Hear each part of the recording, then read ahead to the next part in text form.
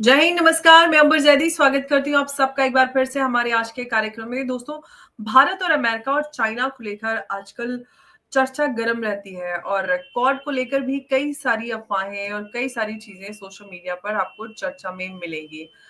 कई सारे एक्सपर्ट ये कह रहे हैं कि जो क्वाड है वो डेड हो चुका है और ब्रिक्स जो है वो मजबूत हो रहा है और जो अमेरिका है उसने भारत को छोड़ दिया है अकेला। और कुछ एक्सपर्ट्स का ये मानना है कि आने वाले कुछ सालों में जो चाइना है वो भारत के अगेंस्ट बड़ी जंग की तैयारी कर रहा है। और कुछ एक्सपर्ट्स का ये भी कहना है कि भारत और अमेरिका दोनों मिलकर चाइना से जंग करने वाले हैं। ऐसा ऐसे हालात बन रहे हैं, ऐसी ऐसी परिस्थितियां बनकर आ रही है। तो क्या हो रहा है? कॉड अभी है, खत्म हो रहा है, रेलेवेंस में है, या फिर क्या स्थिति है? इस पूरे आज की चर्चा में उसको समझेंगे और हमारे साथ मौजूद है उमेश जी। उमेश जी, बहुत स्वागत है आपका। जय हिंद, नमस्कार। जय सिया राम अंबर जी। जय सिया राम उमेश जी। उमेश जी, क्वाड आजकल काफी ज्यादा चर्चा में है। बहुत सारी अफवाहें, बहुत सारी खबरें, बहुत सारी चर्चाएं क्वाड के आसपास हम देख रहे हैं। क्या आपको भी लगता है कि वाकई में क्वाड जो है वो पूरी तरह से खत्म हो चुका है? Quad is dead? देखिए, आज के बदलते परिदृश्य में जियोपॉलिटिकल इवेंट्स बहुत फास्ट हो रहे हैं। तो हर महीने नया परिदृश्य आ रहा है, नया नया अलायंसेस की बात हो रही है।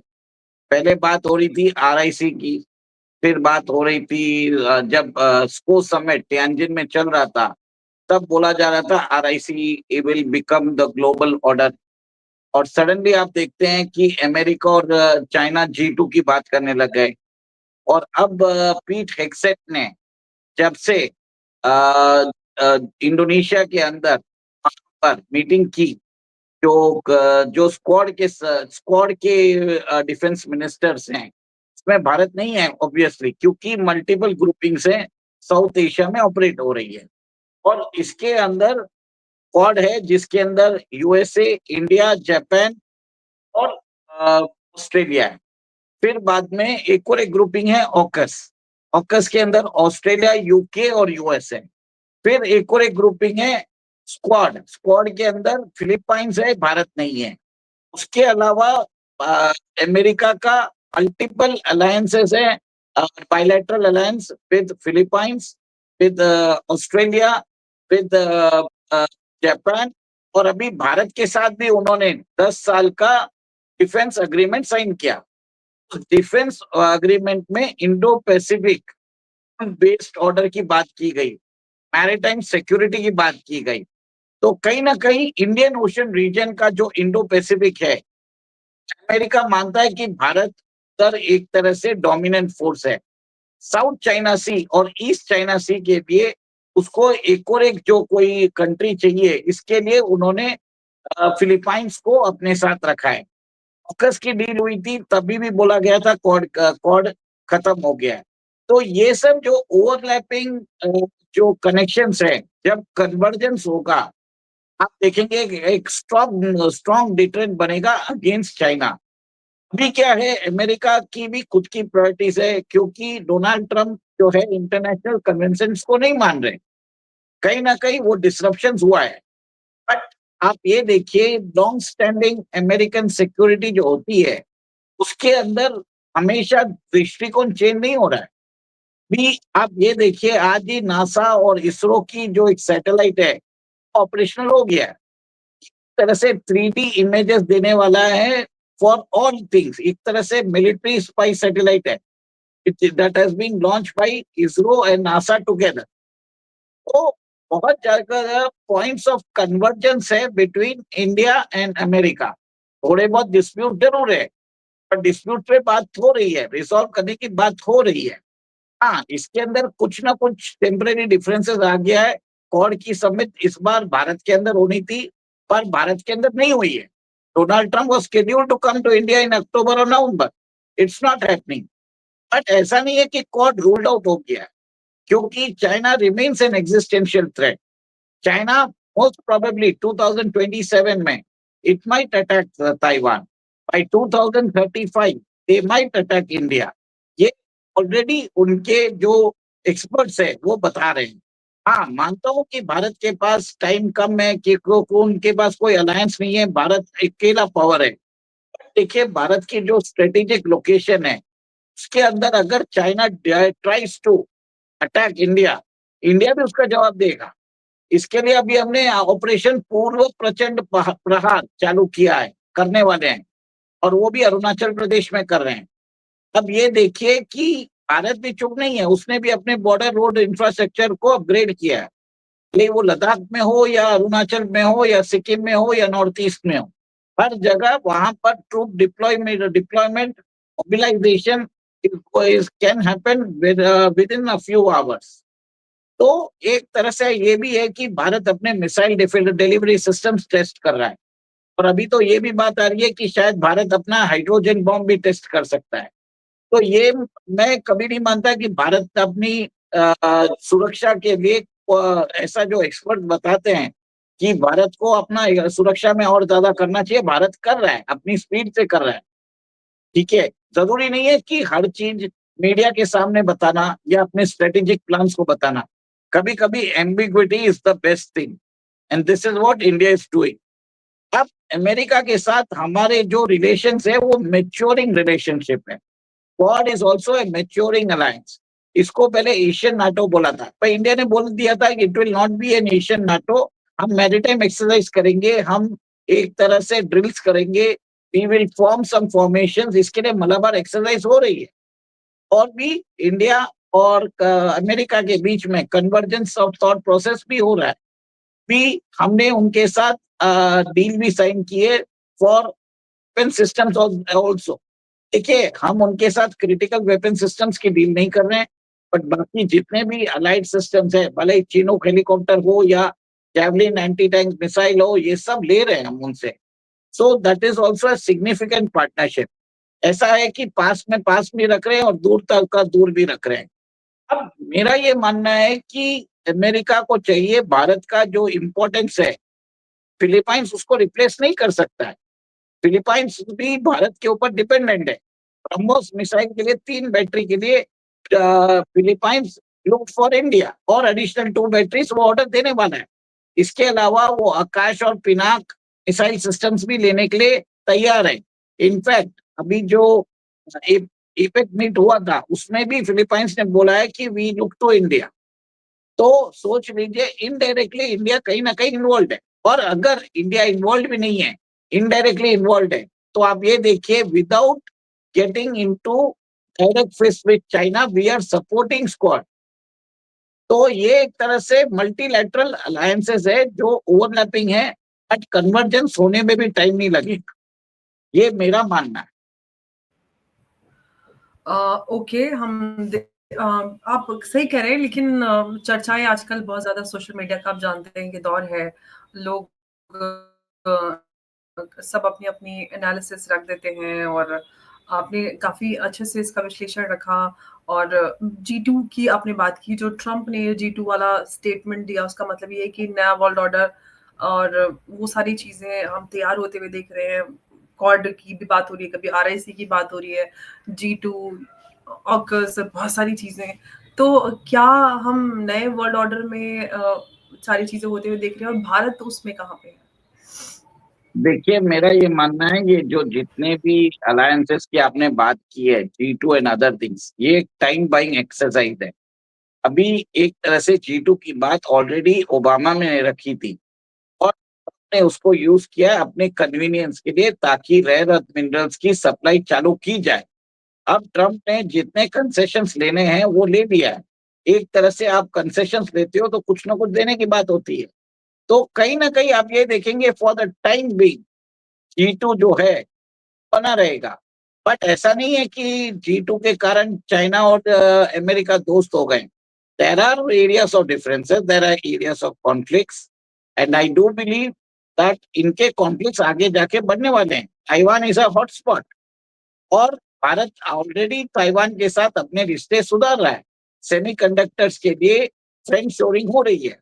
तो ताइवान की कंपनी भारत के साथ, टाटा इलेक्ट्रॉनिक्स के साथ 1,000 करोड़ इन्वेस्ट कर रहा है धोलेरा में। तो आप ये भी देख रहे हैं कि कन्वर्जेंस भारत का बहुत हद तक हो रहा है। एक एंटी चाइना फ्रंट बना रहा है, पर धीरे-धीरे हर चीज़ एक्सप्लिसिटली बताने की ज़रूरत नहीं होती है। और जियो पॉलिटिक्स में वही होता है, the art of getting things done without firing a bullet. America चाहता है कि वो ऐसा ही काम करे जो उसने सोवियत यूनियन के साथ किया था। Soviet union was destroyed without firing a bullet. Similarly China के साथ भी करेगा। इसके लिए चाइना का जो मिलिट्री एक्सपेंडिचर है वो बढ़ा रहा है। वहाँ पर जो चाइना के जो अमेरिकन इन्वेस्टमेंट्स है वो चाइना से निकल रहे हैं। वो जा रहे हैं वियतनाम और मेक्सिको, और चाइना के अंदर उनकी इकोनॉमिक प्रॉब्लम्स इंक्रीज हो रही है। यूक्रेन रशिया वॉर के बाद सारे इनपुट कॉस्ट जैसे एल्यूमिनियम है, क्रूड ऑयल है, नेचुरल गैस है, सबके दाम बढ़ गए। चाइना ये सब इंपोर्ट करता है।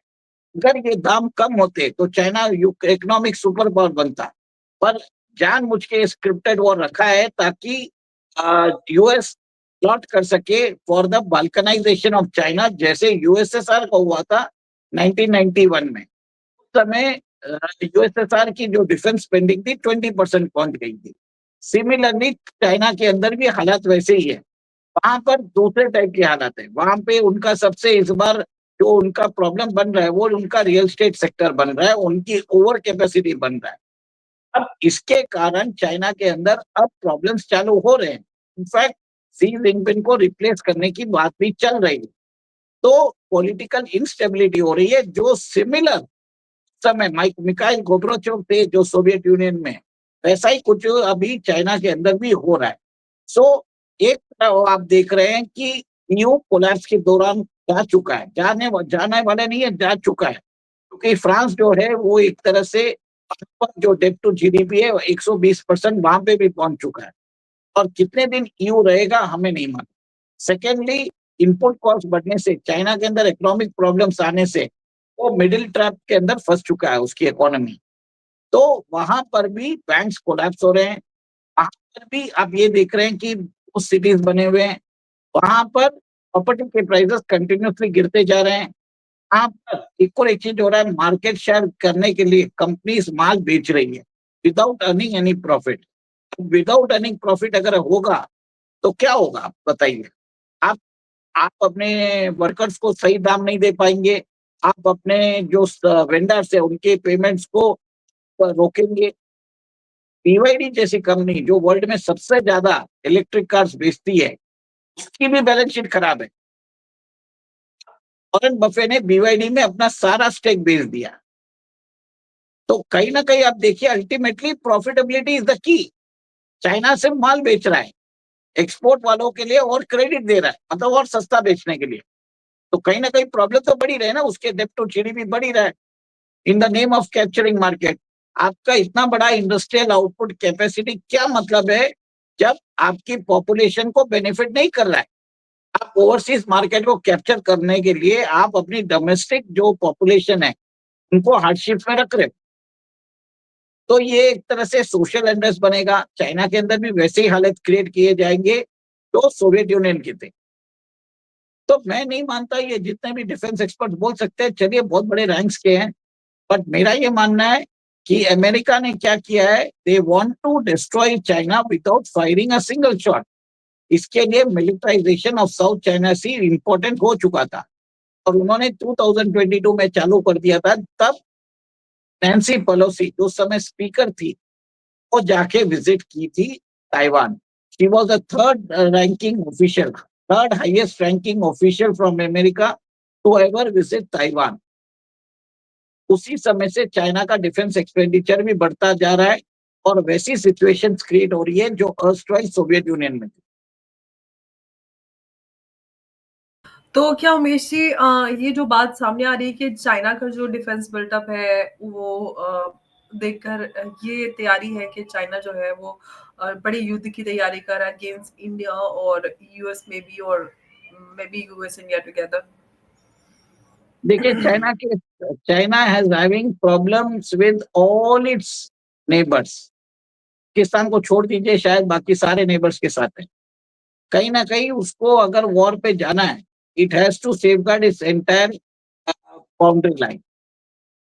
तो ये अभी वो अगर वो चाहेगा करने के लिए कि मुझे अगर समझ लीजिए 2-3 साल बाद वो ताइवान पे हमला करता है, तो भारत अपनी जो डिफेंस एक्सपेंडिचर है बढ़ा देगा। अल्टीमेटली भारत को बढ़ाना पड़ेगा और उसका प्रेशर चाइना के ऊपर भी आएगा, उसको भी बढ़ाना पड़ेगा। अमेरिका तो यही चाहता है कि आप दोनों इकोनॉमी अपना जो पैसा है डेवलपमेंट प्रोजेक्ट्स में मत डालो, आप डिफेंस में डालो। डोमेस्टिक प्रेशर बढ़ता रहेगा, कितने दिनों तक आप अंडर कॉस्टिंग करके बेचोगे? एक तरह से अंदर से सोशल इम्प्लोजन जैसी कोशिश की जाएगी। ये पहले चाइना में करने की प्लानिंग है, अल्टीमेटली कुछ सालों बाद भारत के अंदर भी उनका वही प्लान है।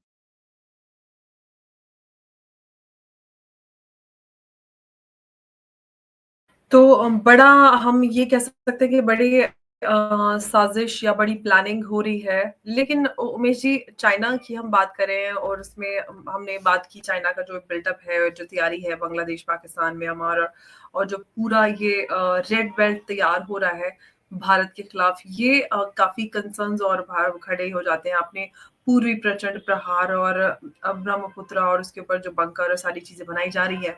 भारत भी चाइना के हर पैंतरे पर, हर चाल पर नजर बना के रखा हुआ है। वाटर वॉर भी शुरू हो चुका है, ये जो सारा ब्रह्मपुत्र और इस सब की हम बात कर रहे हैं। देखिए, चाइना जो है ब्रह्मपुत्र पे एक तरह से डैम बना रहा है, उसका फायदा क्या होने वाला है?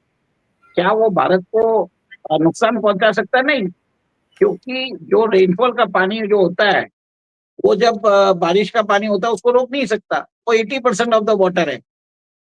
और अगर भारत ने भी अपना डैम्स बनाना चालू कर दिया, इसका कोलेटरल डैमेज होगा बांग्लादेश।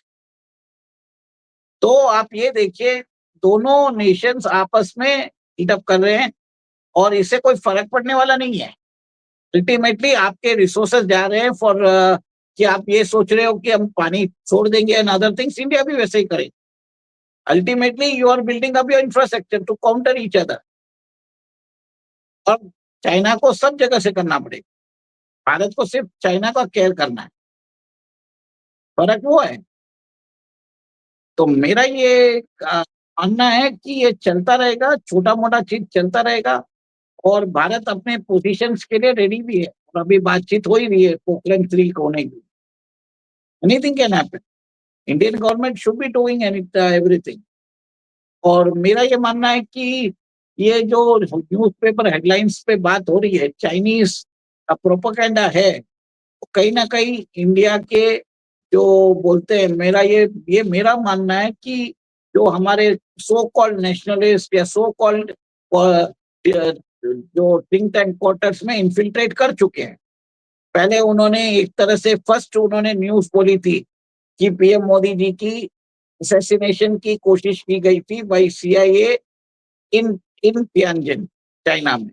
सेकेंड, बगराम एयरबेस का। थर्ड, ये बात है। ये ऐसे प्रोपेगेंडा चलते रहेंगे।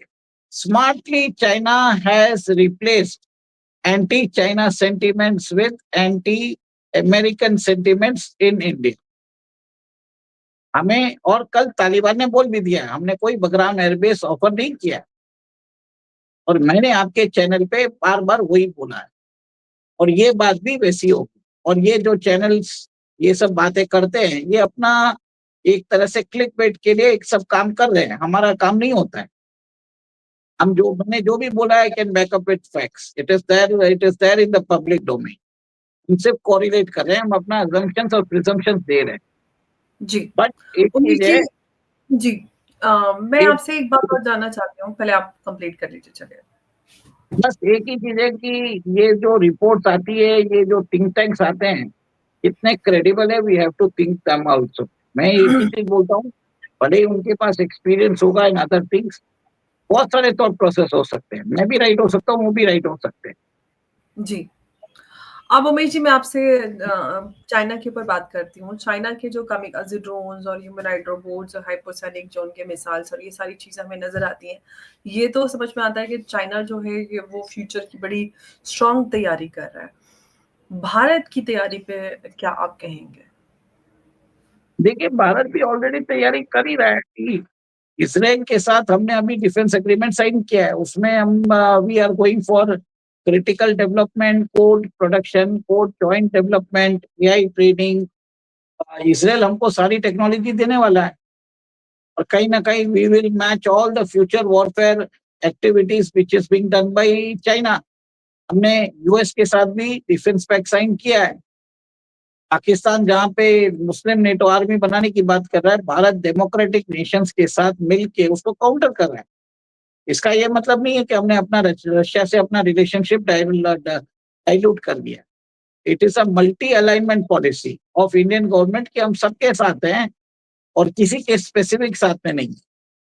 हम अपनी इंटरेस्ट के हिसाब से सबके साथ काम करेंगे, provided it is mutually exclusive, mutually benefit for both the parties. ये चीज डिप्लोमेसी में हो रही है और भारत अपना डिप्लोमेसी क्लियर कट खेल रहा है। इनफैक्ट अगर कल मुझे लगता है कि अगर पुतिन और ट्रम्प की मीटिंग भी अगर कोई करवा सकता है, मतलब विदाउट एनी जो बोलते हैं कि रियली अगर दोनों इंटरेस्टेड है पीस प्रोसेस में, तो only Bharat is the only nation which can do it, बाकी कोई नहीं करवा सकता।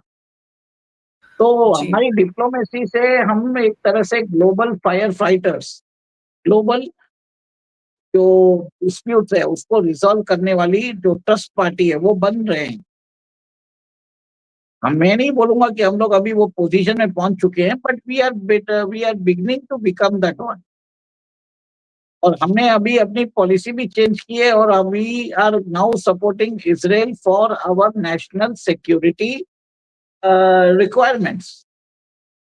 तो एक फंडामेंटल चेंज और शिफ्ट ऑफ पॉलिसी भी आया है इंडिया के फॉरेन अफेयर्स में, where we are taking stands, we are not maintaining ambiguity. जी, तो ये कह सकते हैं फिलहाल अगर कॉर्ड को लेकर समझने की कोशिश करें तो कॉर्ड अभी ज़िंदा है, मरा नहीं है और कभी मरा भी नहीं है क्योंकि बहुत सारे एग्रीमेंट्स हुए हैं और मैं वो एग्रीमेंट्स के नाम नहीं बोल सकता। It is it cannot be stated right now, but um, critical agreements हुए हैं और monitoring, surveillance, information sharing, logistics और भी बहुत सारे हैं। वी कांट जी, गिव द स्पेसिफिक्स। बस इतना ही बोलूंगा, बाकी लोगों को समझना है वो समझ गए। जी, बिल्कुल। उमेश जी, बहुत-बहुत धन्यवाद आपका इस चर्चा में हमारे साथ जुड़ने के लिए और कॉर्ड पर आपने सारे फैक्ट्स रखे। बहुत धन्यवाद। नमस्कार, जय हिंद, जय भारत। जय सिया राम। जय सिया राम उमेश जी।